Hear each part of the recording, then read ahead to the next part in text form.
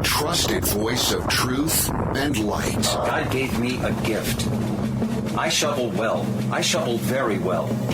And a rally point for those who've accepted the reality that they are not sheep. We've got a blind date with destiny. And it looks like she's ordered the lobster. This is the Bryan Hyde Show.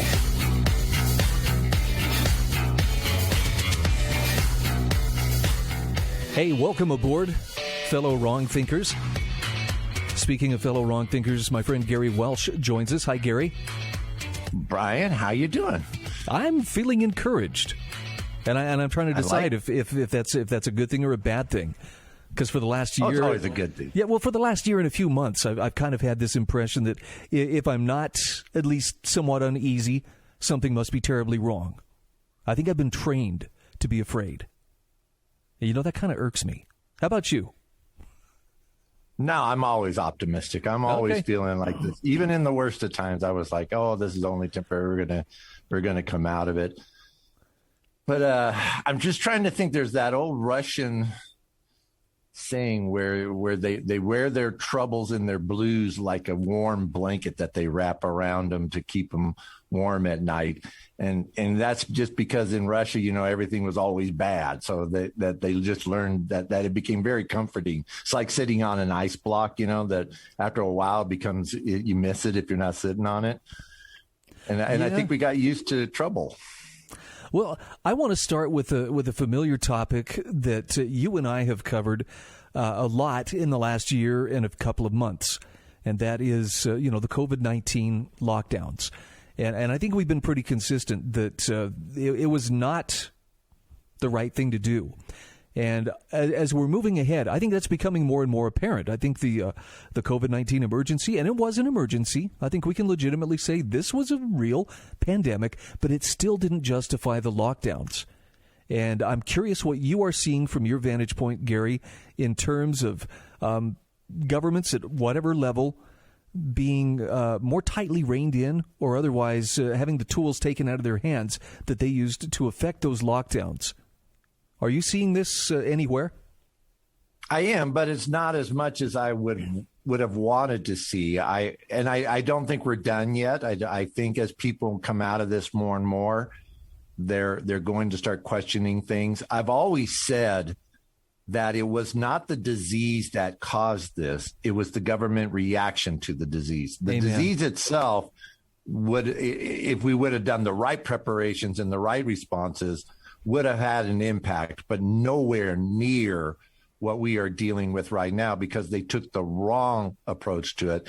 And I think that's what's being manifested now as people are starting to realize that when they're seeing all these things that are happening and continue to happen, you know, going into the second year now, and they're still trying to keep on that wagon of, hey, we still got to be careful. COVID's still a threat. You still got to do what we tell you. You know, they just rode that wagon a little too long now, and everybody's getting tired of it.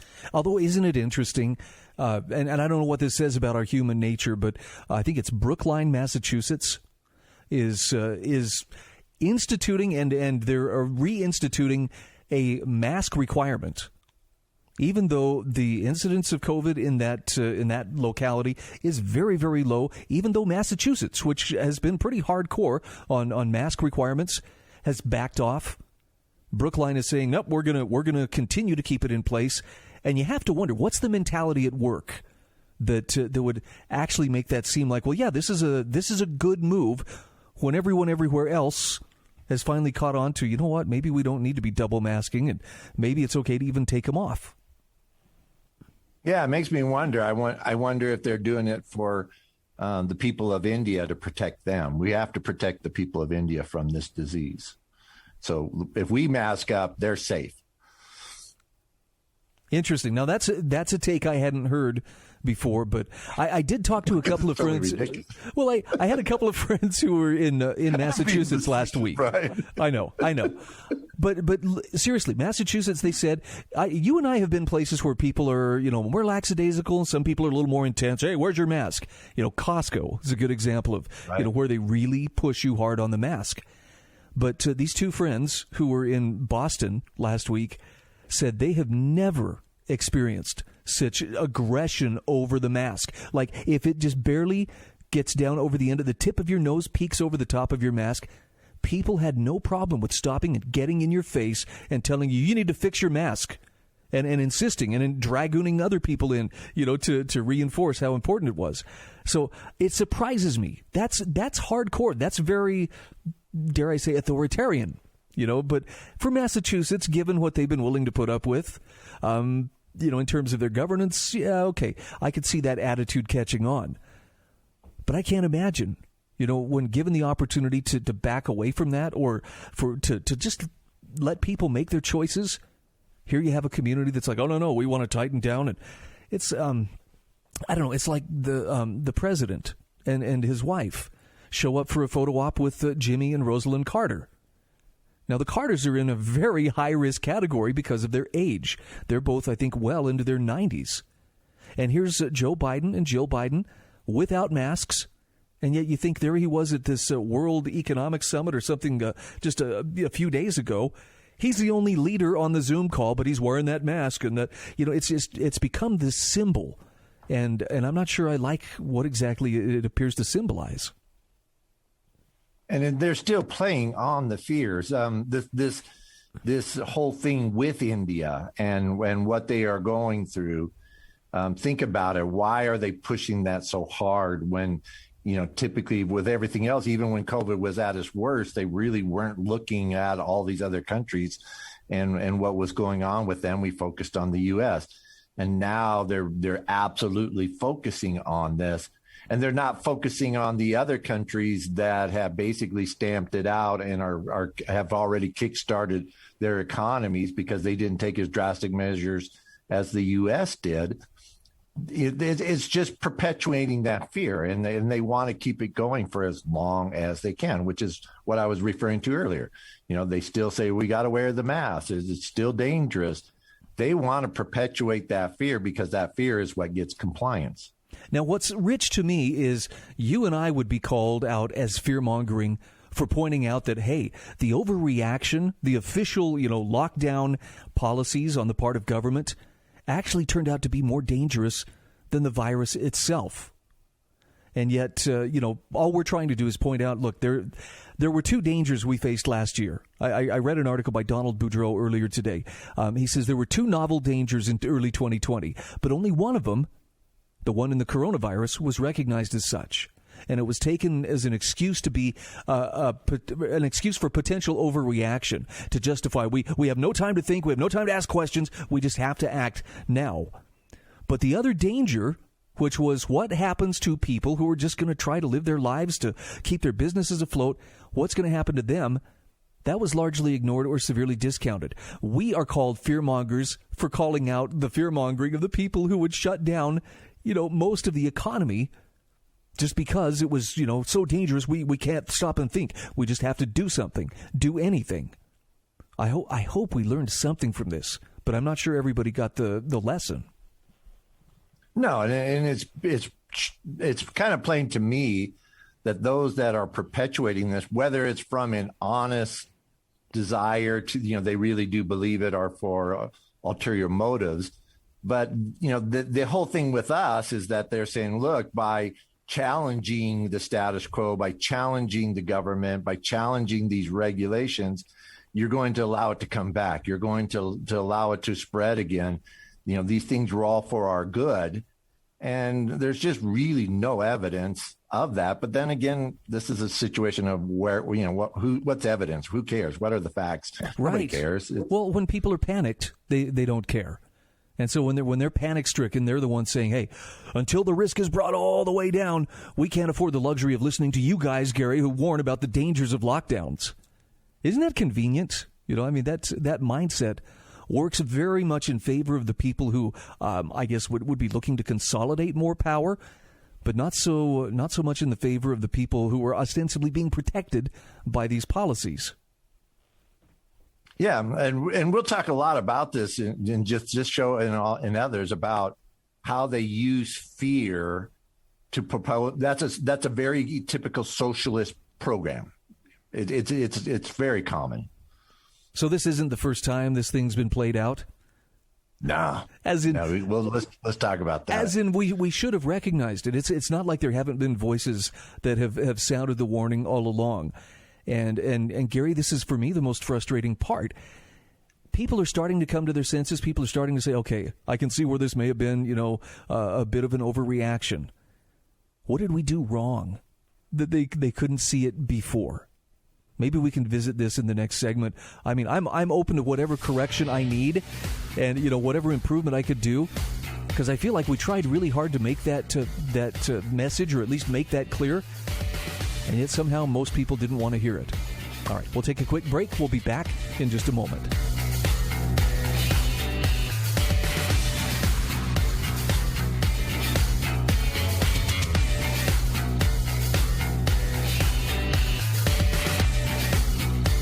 This is the Bryan Hyde Show.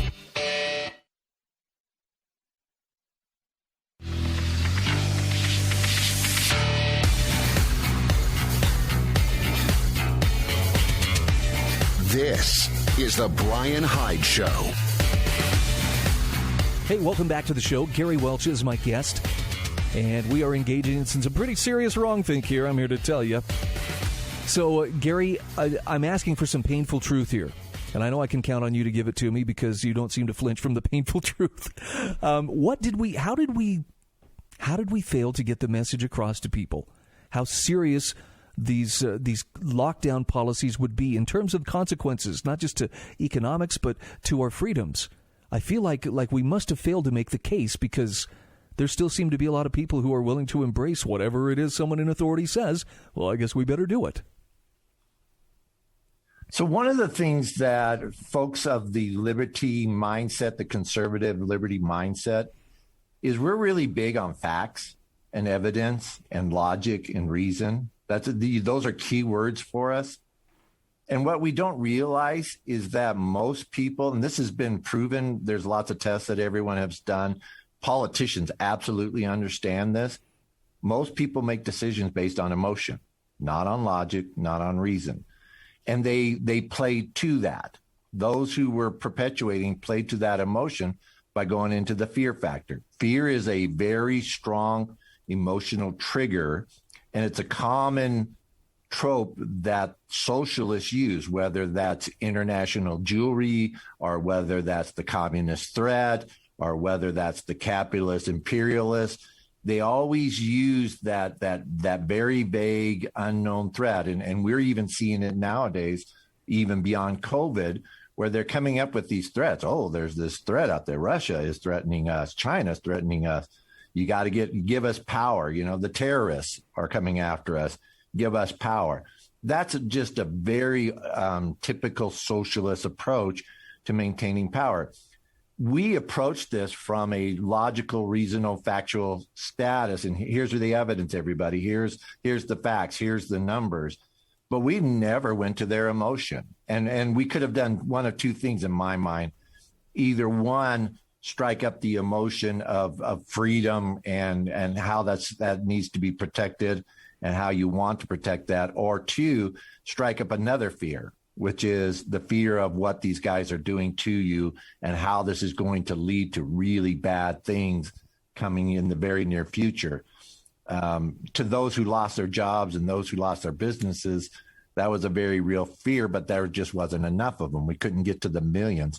So I think that number one, that's where we failed. And I think it's a common failure of folks on the right is we always come back with facts, evidence, data, information, numbers, and they always come with emotion. You're going to die. So we didn't win the hearts. Yeah. There you go. We tried to win them over with logic, and I don't know. There has to be there has to be a way to get that message across, but unfortunately, it seems like humanity is prone to learn only after they put their foot in it, and they're like, this kind of hurts. I don't know why I'm standing here with my foot stuck in a bear trap, but gee, if only there were some way it could have been avoided.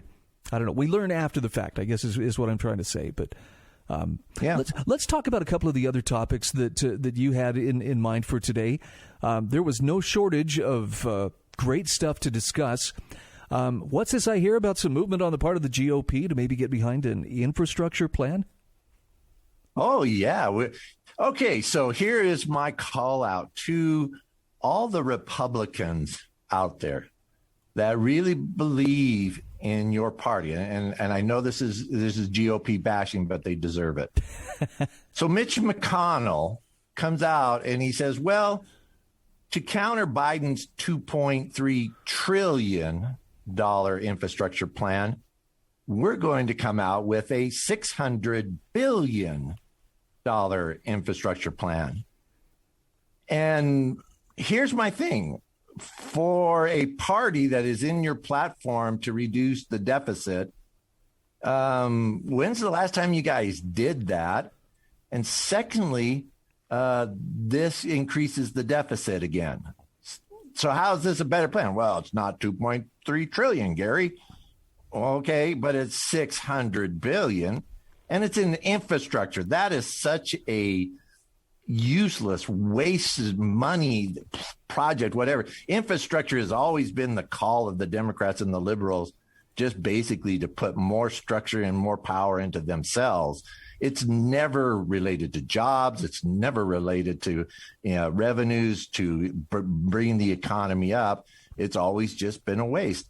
And for these guys to come out with that, I think it's really time that we call it now, that we really come out and call them on this one. Oh, I think I would agree. I know it's showing, well, look at this. There's bipartisanship. And there's this noble, quest to work with the Democrats. But the bottom line is we're already drowning in debt. And this just this prolongs that drowning by a little bit longer. At least, I mean, I'm not trying to be a pessimist here. I'm just saying, where is someone to hold the line and say, maybe this isn't such a good idea? Because I'm not seeing that out of the GOP right now. And that's kind of to my point is that, okay, so for all those of you who do support the Republican Party, I think it's time that we call a spade and say, okay, you got to take out the deficit, balanced budget, all those platforms that you guys have that says we're going to reduce the deficit. We stand for reducing the deficit. We stand for balanced budget. We stand for right spending type of projects, things like that. Take that out of your platform because it's not real. It hasn't been real for well over 30 years now. And even with Trump, their boy that was up there saying, hey, I'm going to really turn things around. During Trump administration, especially in the first 2 years, which is the critical ones, this is where his guys were in charge, the Republicans in charge. We had a $668 billion deficit increase in that first year and a $1 trillion deficit increase in the second year. Now, the third year was $3.3 trillion, but they blamed that on COVID.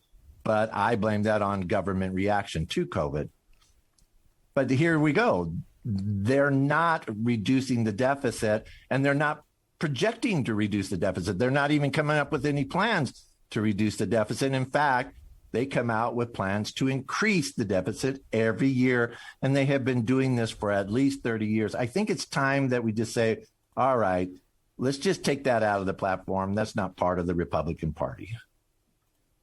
Yeah, I would agree. At least they'd be more consistent in what they're doing. But how long can this go on?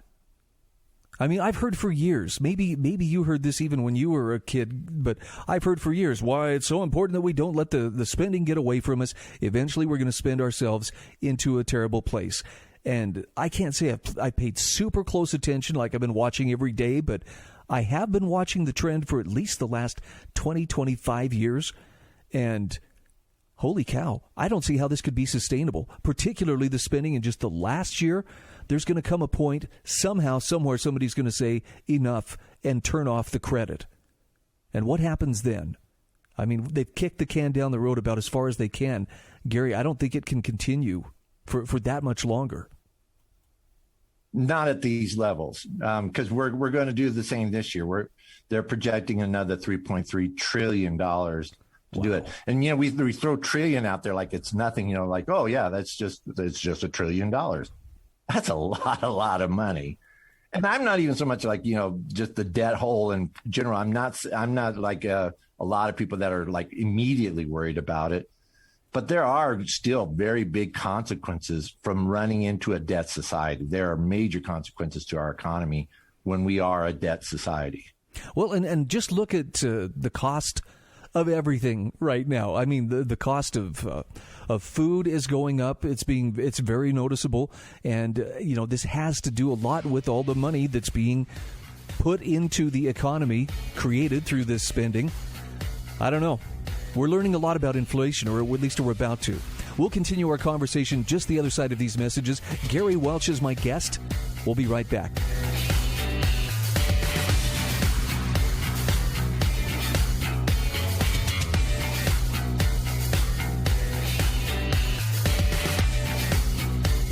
This is the Bryan Hyde Show.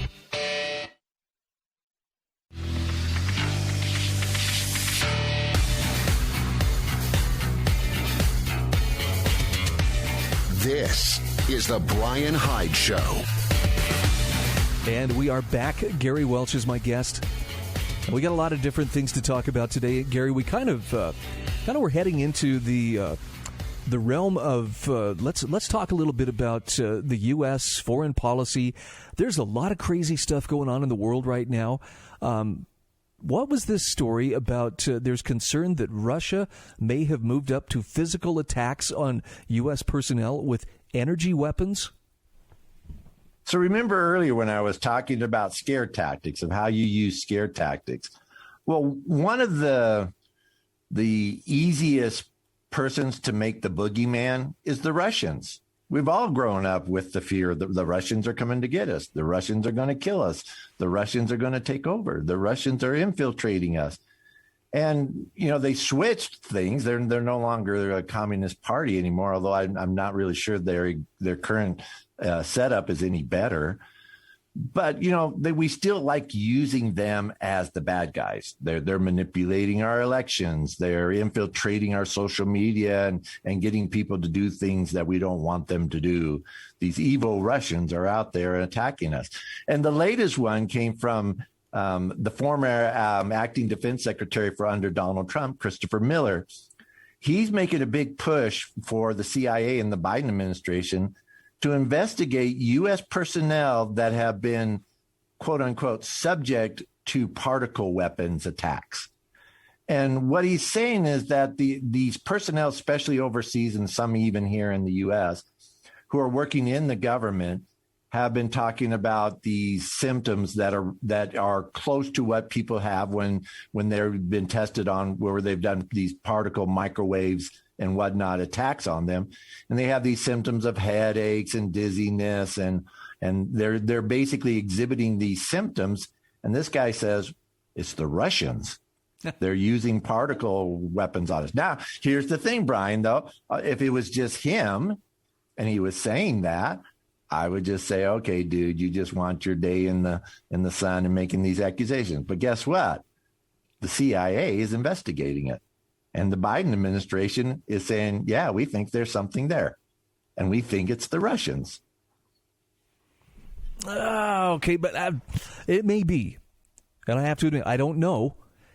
At the same time, aren't these the same people who were telling us, that the Russians were behind everything? Every time you disagreed, you just sound like a Russian bot. So here's my point. I have to take it with a big grain of salt, because they've been kind of fixated on the Russians before, and not in an accurate or productive way.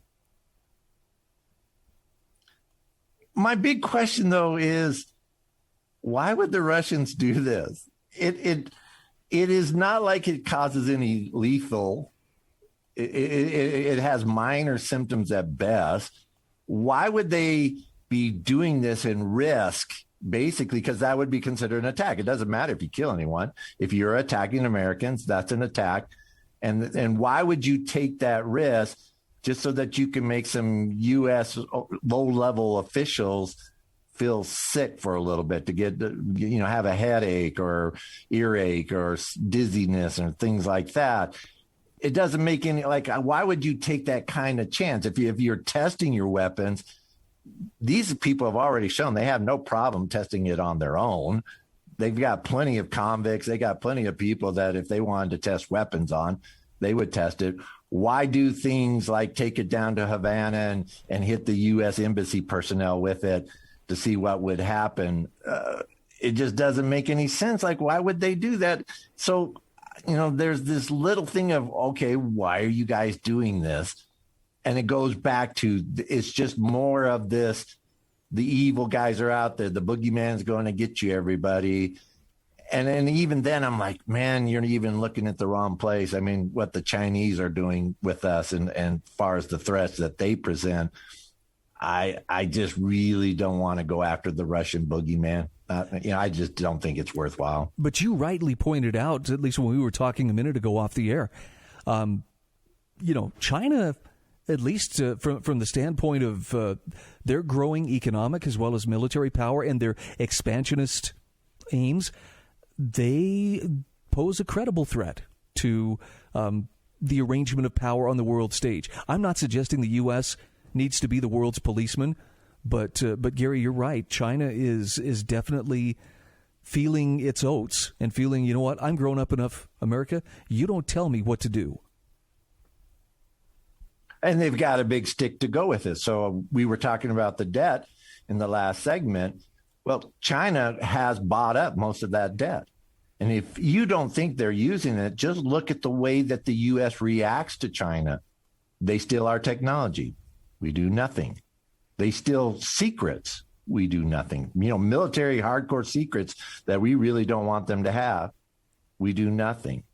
They have a really reverse kind of trade situation with us where they're getting all the benefits and giving nothing to us. And except for Trump trying to do something with them, we do nothing. They fly over Taiwan with their jets, with military aircraft, and force themselves on that. We don't respond at all. You got to ask yourself, why aren't we responding? And the answer is because we are afraid of them. So they are the big boy on the block. They have taken over that role of being the world leader. When the U.S. is bowing down to them and saying, you can do whatever you want, we're not going to stop you, there are no repercussions for the things you do and your activities, that means they're the ones in power. Interesting. So how does this bode for us in your view, Gary? Economically, militarily? I don't get the sense that China wants to come and take over America, but I do get the sense that they are definitely asserting themselves, particularly in the Pacific. And the little man-made islands that they've been building, in near Japan. Yeah, it's just the same old thing that all expansionists and governments do. Hitler did it. Everyone else does it. Is I'll keep doing it until you stop me. If if I do something and you say nothing, okay, let's take it to the next level. Okay, you didn't do anything then, let's take it to the next level. They keep going until somebody stands up there and draws a line and says, okay, it stops here. And usually it's too late. And that's, again, a thing that I don't like about having these big governments making big decisions and running everything in our lives. By the time that they usually do something, then it's like, oh man, we got to go to war now. Yeah, all right. How's that going to work out for us? I was going to say, what's this we stuff, Paleface? I don't see any of the people who are making those decisions, actually being at risk. But they're definitely sending, the sons and daughters of other people to go and enforce those, policy dictates. I don't know. I don't want to sound, anti-American to suggest that maybe we would be better off in many ways to not interject ourselves into other people's squabbles. I have no idea why there are American troops in Syria right now where they have had a civil war going on for years. I don't see how that's our business. And maybe somebody could explain it so I could see, but I don't think that the protecting that they're doing, such as it is, has anything to do with you or me or our inalienable rights. One of the things in politics is that we tend to be extreme. So it's either all or nothing. And very seldom is that the right solution. It's usually some kind where in the middle where you want to be the right solution. So like when it comes to military power and how we use that military power, we should absolutely be the be that country in the world that goes after the aggressors. But that doesn't mean we go after everybody anywhere, and how we use that power, like things like Afghanistan, Iraq, Syria, these places where we really had no business, then we become the bullies. And if we're the bully and the Chinese are the bullies, everybody else just goes, okay, one bully versus the other, who cares? You got to be the good guy. We got to have the white hats on, and we've got to portray the good guys, which is you use your power constructively and for the right reasons and for the right purposes. And yeah, going in and letting China know that they cannot take over these other countries like Japan and Korea and all these other places where they're stomping on them. Yeah, I think that's a good use of our power projection. I probably would differ with you in some degree, but generally, as long as we're not using it to go out and just, implement foreign policy by other means, I think that I think the world would be a better place if we use something other than military might to try to exert that influence. And it's only my opinion, but that's kind of where I'm coming from. We got to take a break. Gary Welch is my guest. We'll come back after this break, and we'll continue with a couple of other things. Political balance in schools. That's a topic we're going to discuss. And believe me, there is a lot of talk about this in just about every state you turn to.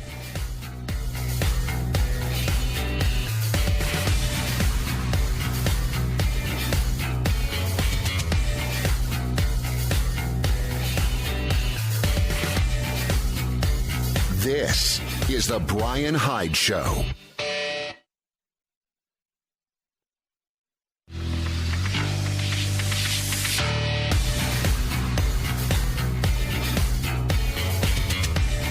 This is the Bryan Hyde Show. Hey, welcome back to the show. Gary Welch is my guest. So, Gary, you had sent me some information that North Carolina is proposing a political balance in schools bill. And with all the talk about critical race theory and stuff like this that is catching on, and in many cases being challenged by people who don't really want their kids being taught it, how does this play into it? So I applaud North Carolina and other states. Other states are starting to do some of these same kind of things. They recognize the problem and that there is a propaganda machine that we have built, our government has built, these state governments have built a propaganda machine that is brainwashing our kids from a very early age. And the thing of it is you send your kids off to school, they spend 6 hours there a day for 5 days a week. And in that, they're not really learning anything. They're just being indoctrinated. And it's a one-sided indoctrination. It's not a well-rounded education. It's not being presented with different things. In fact, it's just the opposite. And this is nothing new. It was a big subject when I was raising my kids, which was 30 years ago. We fought it. We fought with teachers all the time about how they were punishing our children for standing up for the things that we taught them to stand up for. And that they were only pushing one side of things, that it was always that one-sided issue, which was very much against a liberty, conservative type of thinking. So I applaud this bill in that they're going to require schools to provide what they call equal time. It's kind of like the campaign laws that if during the election, if you're a TV station and you present just one side, a topic on one side, you have to provide equal time for the other side. But here's my issue that I have with this. So whose sides are you presenting? The Democrats and the Republicans. Okay. What about the Libertarians? Don't you think maybe they have a voice in this that would be a little different? What about the Constitutionalists? Don't you think they'll have a different viewpoint? So is this true equal time, or is this just political? We're putting politics in our schools where we're going to have red schools and blue schools. Ooh. And red students and blue students. And it's a Republican versus Democrat dynamic that here we go again. The split, let's split us up. Let's divide us. Let's get us out of each other's throats. I don't think it's, let's find the truth. It has nothing to do with that. It's a very real concern. And, even people who were skeptical, oh, come on, they're not going to try to teach kids a bunch of nonsense. Schools for learning the reading, writing, arithmetic. Okay, fine. But critical race theory definitely seems to be taking it in a very dark direction, in that this is I think, the most open attempt I've ever seen to try to convince kids everything that came before you was wrong, and you have to totally reorder your thinking and reject all that came before and be trained as to what is acceptable and what isn't. Now, of course, it just happens that the people in holding the current levers of power are the ones who get to define what is acceptable and what isn't. But what a scary time. It's teaching kids to judge other people by the color of their skin. That tells you whether or not they had privilege or they were, the oppressed. But this is classic Marxism.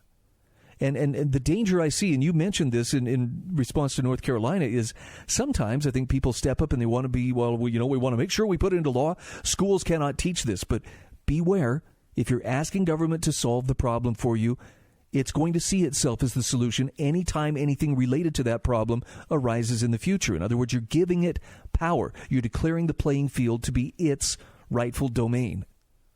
And you may not necessarily want government to be your problem solver in this case. Yeah, and just whatever happened to, like the critical method and that the ones that used to be in schools where you explored everything and nothing was presented as the truth. Everything was just presented as these are options. These are things that are out there you need to know about. It's like, I have no problem with them teaching religion as long as they teach all of it, as long as they let everybody know this is what Christians believe, this is what Muslims believe, this is what Jews believe, and this is what atheists believe. That's fine. I want my children to be exposed to that. I have no problem with that if it's just being presented as this is what they believe. But when you go and say this one is right and this one is wrong in religion or in politics or in social culture, I think at that point that steps across a line. But then schools, we've talked about this. They are very much in control mode of what you think and what you say. They are, pushing that even beyond the school boundaries. We've talked about that, where they said, okay, if you even off school, if you're off campus and you say something, we have the right to go after you and correct that wrong thinking that you are doing. Yeah, my kids are pretty much through school. I have two kids that are still in public school. But I think if I were a parent whose kids were either, just getting ready to enter school or just starting out, I'd be giving some pretty serious thought to, either homeschooling them, private schooling, even if it came at a deep sacrifice. I just, I trust my kids to think, and I've tried to teach my kids to be discerning and willing to ask questions and to question, themselves, understanding they don't know it all either. But I don't know if I'd want my kids being exposed to some of the toxic, ugly stuff that is becoming normalized, in our systems today. And not just school, but corporate America too. That whole woke revolution seems really scary and kind of eerily reminiscent of, the French Revolution. Yeah, and the worst thing is that they taught our kids not to think independently. Go with the status quo, follow everyone, follow the leaders, make sure that, you do what your entertainers tell you, that the entertainers are the ones, are sports people and singers and actors. They're the important ones. Make sure you listen to them. Don't listen to anyone else, and make sure you follow along, because if you don't, there'll be consequences for that. I think that's even more dangerous than what they're doing. Yep. All I know is the battle for liberty is a very real thing. And I'm not sure, if there's a one-size-fits-all approach. But right now, I think that the place where it has to be fought most decisively is at the individual level first. You better be the kind of person who knows what you stand for, why you stand for it, before you start going out there and trying to fix other people and tell them this is what you should stand for. If you have trouble, just enunciating, what are the things that are most important to you? And I mean, maybe I'd ask it this way, are there things for which you would give up all of it. Your reputation, your livelihood, maybe your life. That's a good place to start in evaluating what really matters to you. I don't know how many people have actually had that conversation with themselves. I don't know. Gary, maybe that's a fanatical thing. Maybe that's not something people should be doing. I can see where people might see it as kind of crazy. If you don't know where you are at, I don't know how you could tell everyone else where they need to be. I mean, you have to have that solid foundation of where you're at and what is truth to you and where you stand on things. And this is something that, I loved about your show. And you've been very clear about that. The purpose of your show is to create those local leaders and those individual leaders of people to say, you can think differently. You can stand against that status quo if it's wrong and call it out and say, hey, that's not right. Maybe having influence on just those around you, but that's how we create change. If everybody just took 10 people and we changed their thought processes on how they thought about things, we would have very large numbers very quickly. Okay, let's bring it home. Give everybody a little something to think about as we go our separate ways here, Gary. What is something people could do today that would better equip them to be an effective defender of the things that are worth defending? Free markets, freedom, personal conscience, all of that. I'm always been a believer of work locally.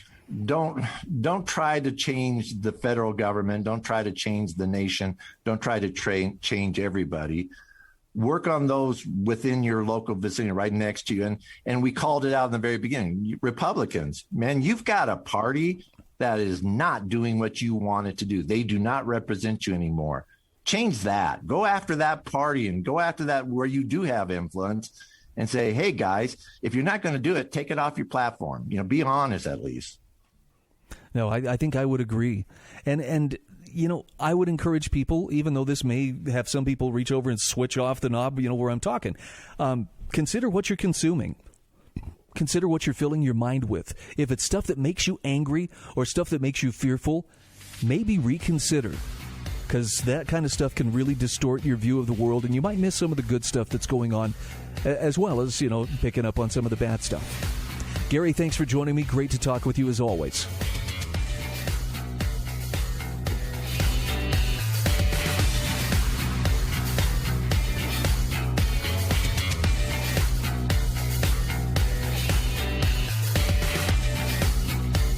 This is the Bryan Hyde Show.